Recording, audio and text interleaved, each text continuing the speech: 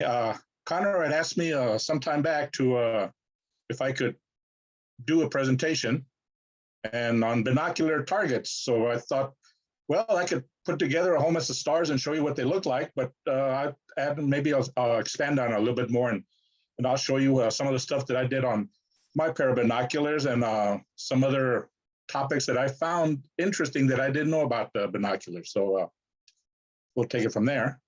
Oh, and those who don't know me, I'm Gus Gomez. I've been in the club for 5 years now or something like that. So, and I do binoculars and telescopes out at Timpa. Okay, first thing, when I first thought of astronomy, I never would have thought about using binoculars. It's like, well, wait a minute, you know, that's a good point. I thought astronomy, you do that with telescopes. No, you can also do a lot of good and exciting viewing using a pair of binoculars. Now the binoculars, well, for one thing, they're portable.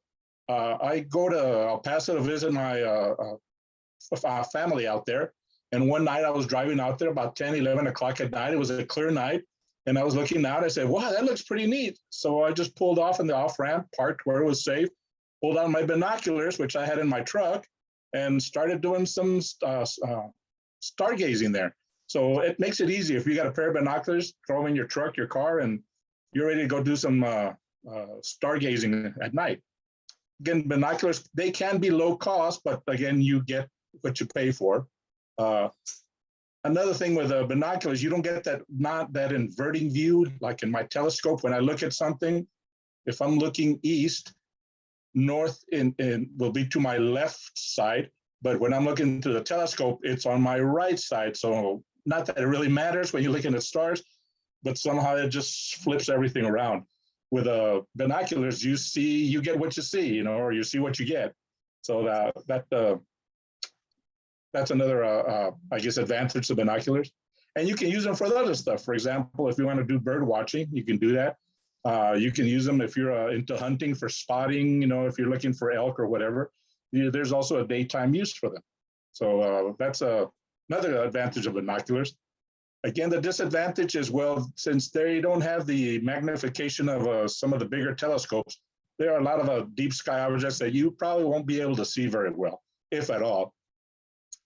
One thing I noticed was also stability. I have a large set of binoculars, and the weight, mine are the 25 by 100s, and they weigh close to 9 pounds, which is okay if you're holding them up for about 10, 15 seconds. Then after that, you got to put them down because they're just a little bit too heavy.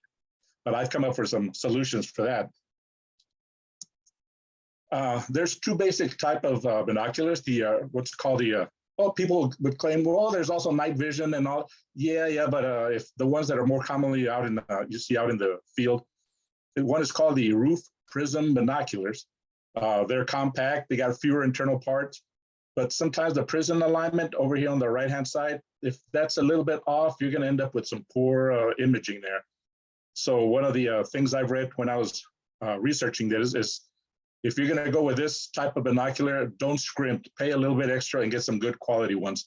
And you'll end up with something with as good of an image as you do with the other type, the Porro prism binocular. It was invented by an Italian inventor, Ignacio Porro, back in 1850, I believe, in that time frame there.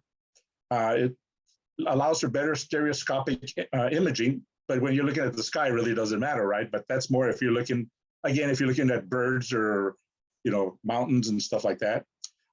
Surprisingly, they're less expensive than the roof prism binoculars. They're less compact because now they're wider. Now you have to make it a little bit wider for the two prisms. There's more moving parts. And it's also, because of that, there's also make it harder to water and dust proof. So the Porro prism are the ones you see more often in, you know, in the war movies, or the U-2 captain sitting up on the bridge or standing on the bridge. He's got these giant binoculars, and they're this type of a binocular. Targets, some of the targets that are available, well, the limiting factor for the targets is the magnification. In my binoculars, they're the 25 by 100. Now these numbers, the 25 represents the magnification. The 100 is the aperture, is the size of the lens up front. And in astronomy, aperture is everything, you know, so the wider of an aperture you have, the more light you'll be collecting, the better you'll be able to see. So if you ever see a pair of binoculars, they're 8x50s or whatever, that means it's an 8 times magnification with a 50mm lens up front. Now, one of the a good source of targets I found is the Astronomical League binoculars programs. There's quite a few of them in there. The ones that I've got highlighted are the ones that I've completed, and they give you a whole list and they tell you where to go find them, or you go and find them yourself. And they're usually stars that are easy to find because they are binoculars. You don't need any magnification to go out and find them.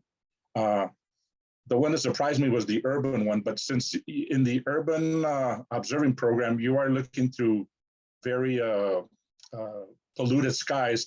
So I would see where they may add targets in there that are larger and brighter, so you could see them through the haze of the light in the urban sky.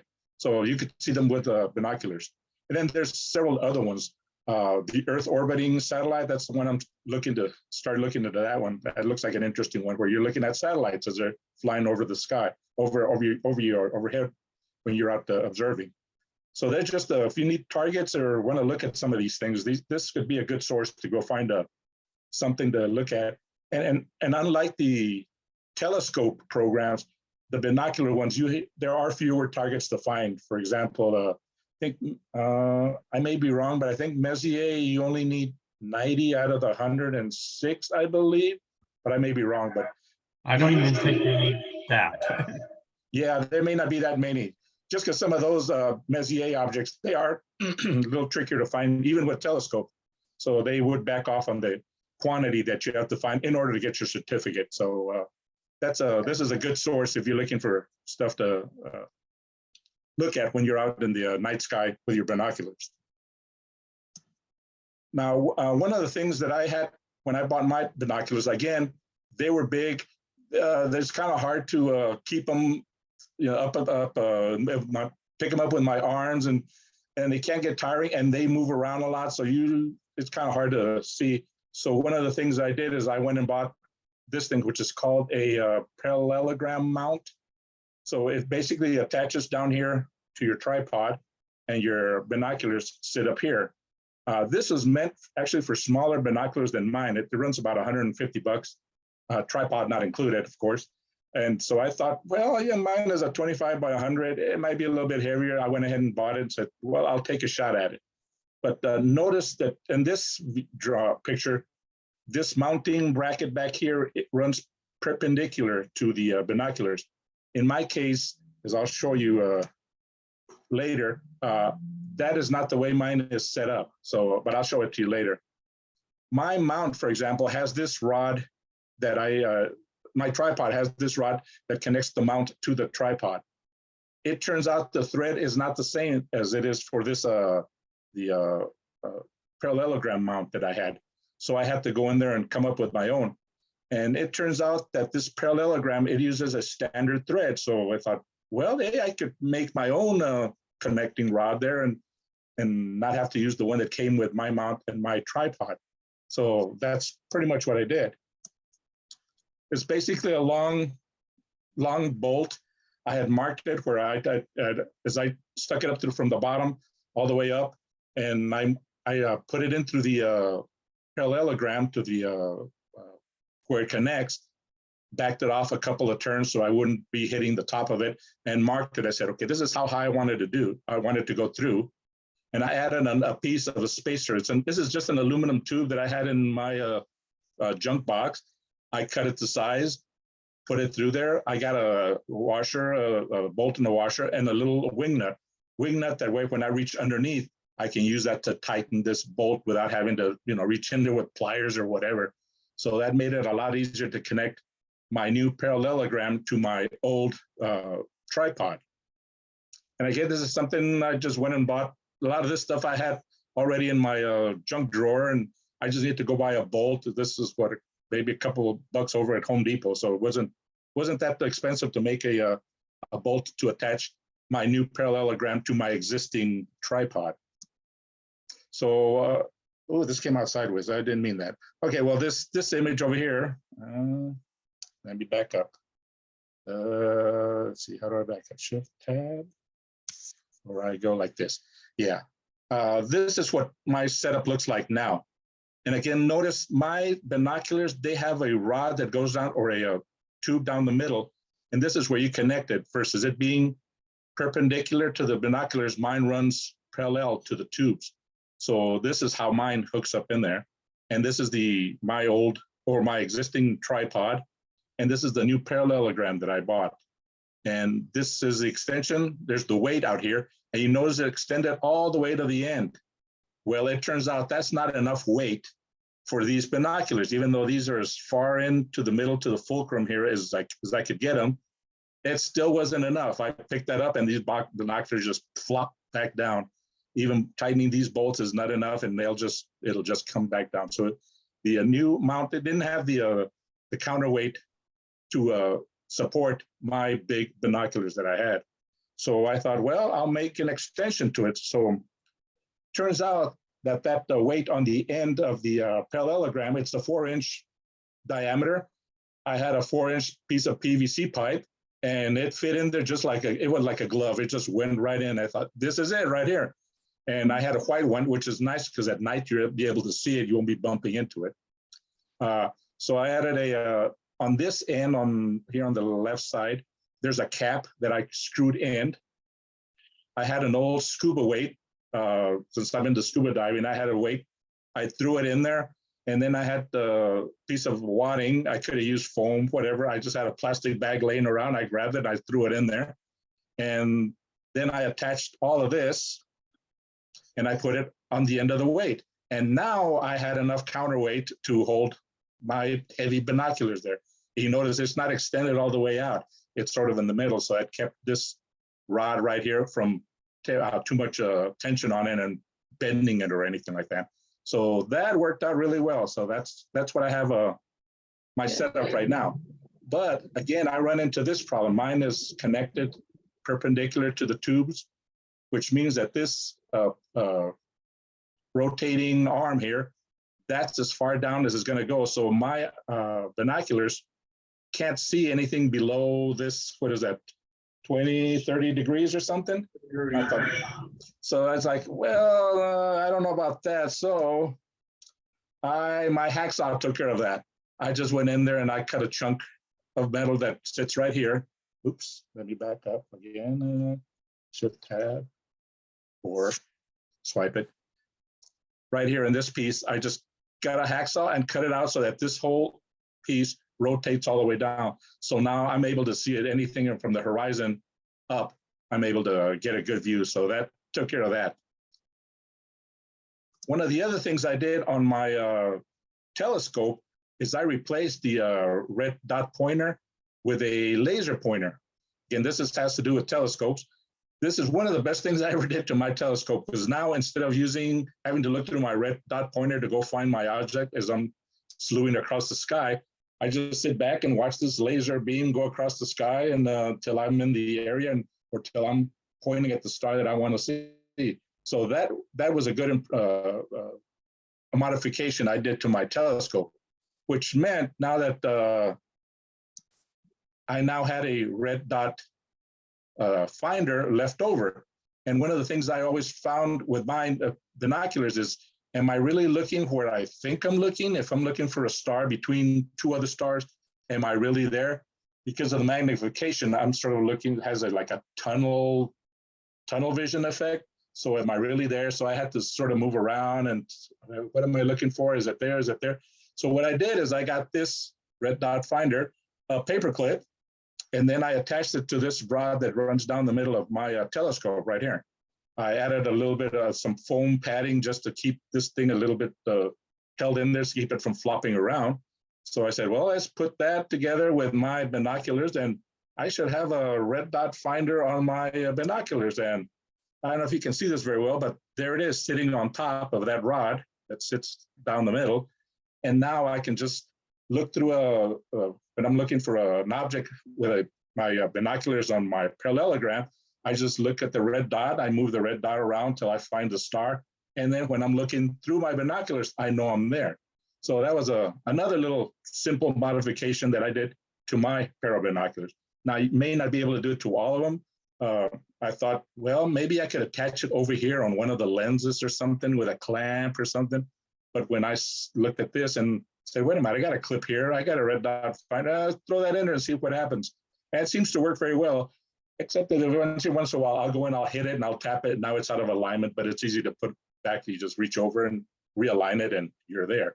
So those are just a couple of the things that I did to modify my binoculars or my tripods, or add stuff to my tripods to be able to use them with my heavy binoculars, that now I don't have to worry about holding 9 pounds up in the sky or when I'm looking at stars and stuff like that. So that seemed to work out very well.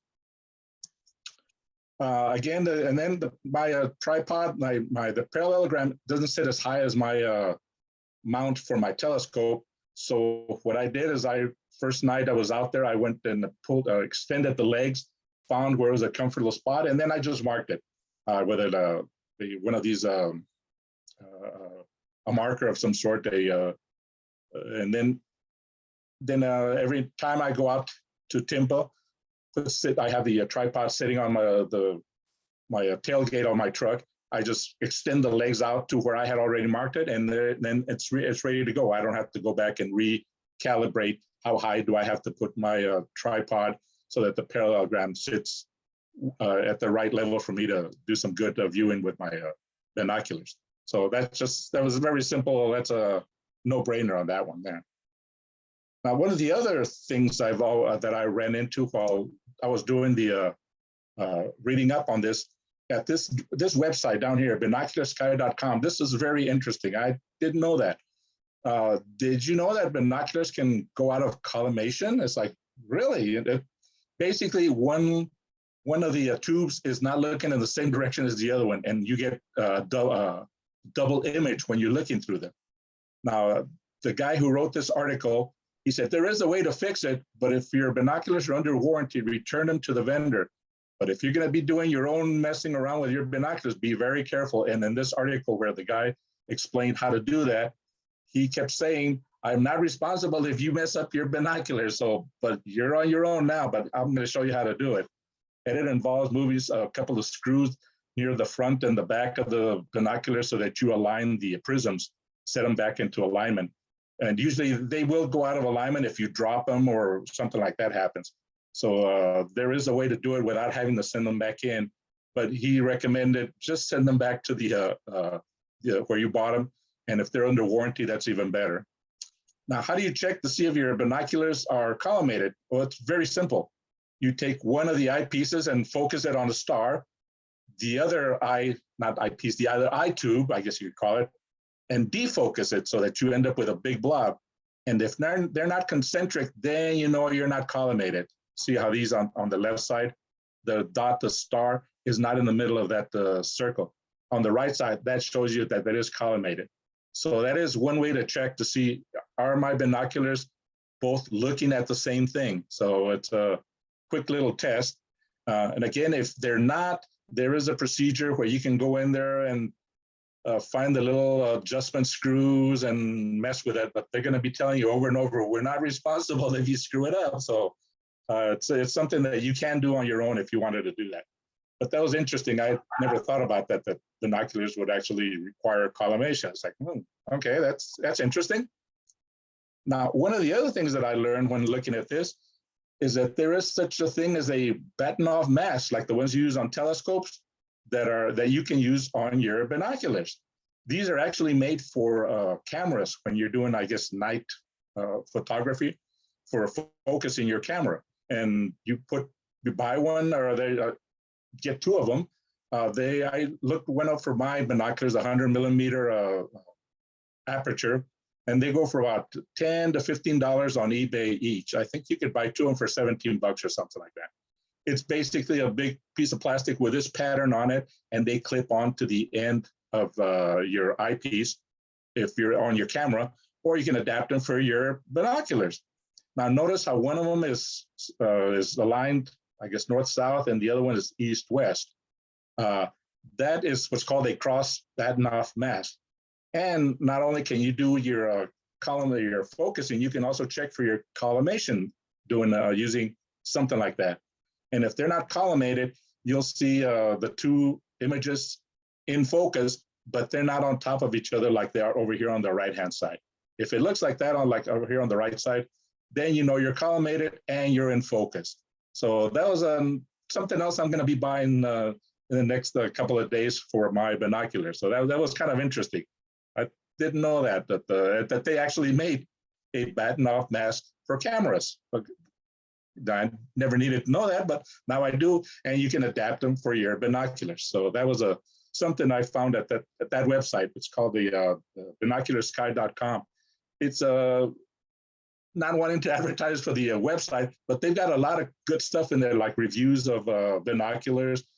They've got one of the pages where you can type in what it is you're looking for, a night, NGC 1234, whatever, and it'll show you in the sky where it is. They'll give you a little map and show you these are some of the bright objects around, and here's where it is. So it's a pretty interesting website. I sort of came across it when I was doing the research for this stuff. So this was really interesting. I really like this. So I'm going to be getting me one of those things for I don't have one for my telescope, but I'm going to have one for my binoculars.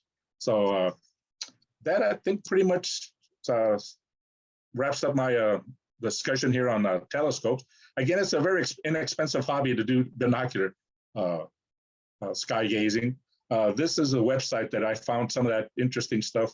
I'm sure there's others, but this one I just stumbled onto that one. It's like, oh, this is pretty good. I got to bring that up. And now we do have a resident, I believe, expert, William Clark. I think he is into binoculars. He's got like 3 or 4 binocular setups in his backyard. I didn't include his name on here because I didn't ask him for permission if I could, but I'll mention just his name. He had been to some of our AFSig meetings before and did a presentation on binocular viewing. So that's William Clark. He's around that. So again, that is what I've got on binoculars. I hope this was useful to you guys. So any questions or? Great presentation, Gus. It was very useful. Yeah, it was. Again, this is just stuff that I did to my binoculars. Mine are a little bit different from the normal ones. So I said, well, I should be able to use my old tripod or my existing tripod with that parallelogram. That comes really handy, especially with a heavy binoculars like that you set them up, and once you got them up there, you just look through there and makes it easier to move around and do stuff like that. So again, just some ideas, and that you can save some money here and there and make your own stuff. So Gus, yes. I had the same issue with my parallelogram and in not being able to go down below a certain point. And so I took it up to Starzona, and Dean took a hacksaw to it. There you go. Yeah, so I had the same thing done, but I didn't have to do all the hard work. And I also found that I could use my my old viewfinder from my telescope on my binoculars. So. Oh, okay. You were able to attach it?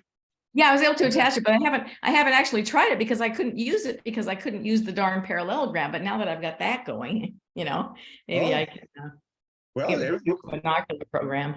Yeah, well, we're going out to Tampa next Friday, so bring them out and. Yeah, well, I'm involved in something else this weekend. I won't be able to go, but it's otherwise I'd be there. All right. Okay, well, that was my presentation, and thank you very much.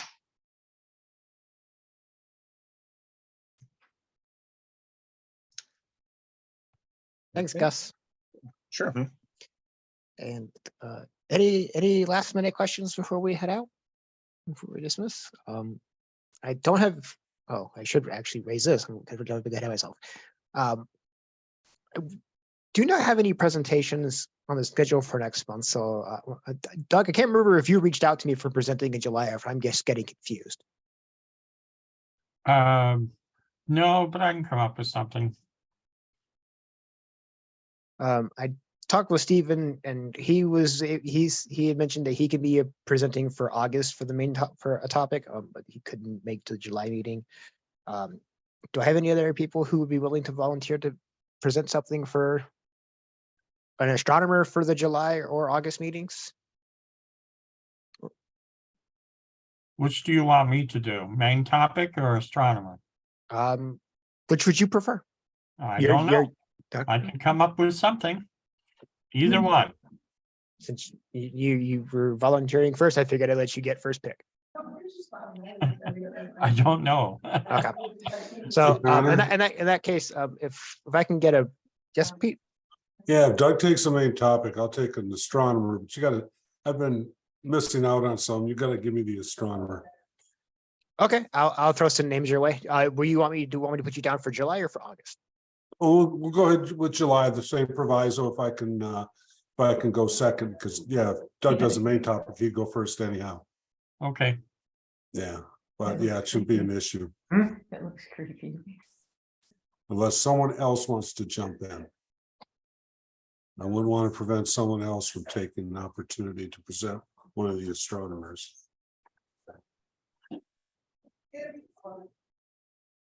I guess not then, so. Yeah, throw me a couple of names, Connor, and we'll pick one or two and we'll go from there. Will do. I'll contact you probably next week. I'm packing for a trip to the Grand Canyon with a friend from That's fine, school. that's fine, yeah. He wanted to go check out the Grand Canyon Star Party, so I'll be up there this weekend. That'll be fun. Yeah, if the clouds don't ruin everything, we'll see. So, and with that, go ahead and stop the